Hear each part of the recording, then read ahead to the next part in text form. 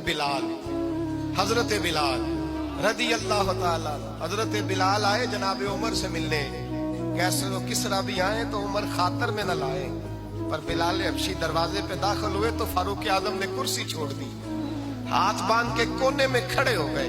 काला रंग है, नाम भी लिखना नहीं जानते, जमाने में तारुफ कोई नहीं। हजरत उमर ने हाथ बांधा है।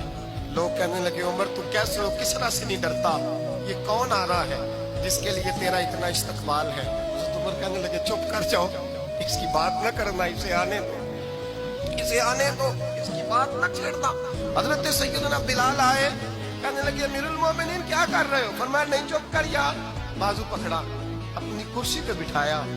हजरत बिलाल कहने लगे हुजूर मैं गुलाम हूँ, मुझे तो तरीके भी नहीं आते इन कुर्सियों पे बैठने के, मैं तो गरीब माँ का बेटा, गुलाम बाप की औलाद, सलीकन, ये आप क्या कर रहे हैं। तो हजरत उमर कहने लगे बिलाल था तो तू गुलाम ही, पर जब से मुस्तफा का गुलाम बना है तू हमारा इमाम बन गया है, अब तू इमाम है रसूलुल्लाह की उम्मत का।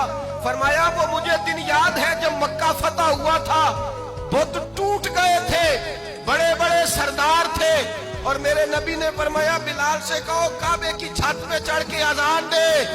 तो लोगों ने कहा हुजूर ये सारे जल गए हैं, किसी और की ड्यूटी लगा दे। हुजूर ने फरमाया चुप करो, बदर में मार खा के अजान पड़े तो बिलाल, ओहद में पत्थर बरसे अजान पड़े तो बिलाल, तपते सेनाओं में पड़े तो बिलाल, हर जगह मार खाए तो बिलाल। और आज अगर अल्लाह ने इज्जत दी है तो मैं लोगों को देख के बिलाल को इज्जत ना दूं। मैं बताना चाहता हूं कि रसूलुल्लाह की गुलामी में इज्जत है। फरमाया कोई ऊपर नहीं चढ़ेगा, अबू बकर भी नीचे, उमर भी नीचे, उस्मान और अली, तलहा और जुबैर भी नीचे। आज ये हबशी गुलाम काबे की छत पे चढ़ेगा और मैं दुनिया को बताऊंगा कि असल इज्जत उसी के पास होती है जो रसूलुल्लाह का गुलाम हुआ करता है।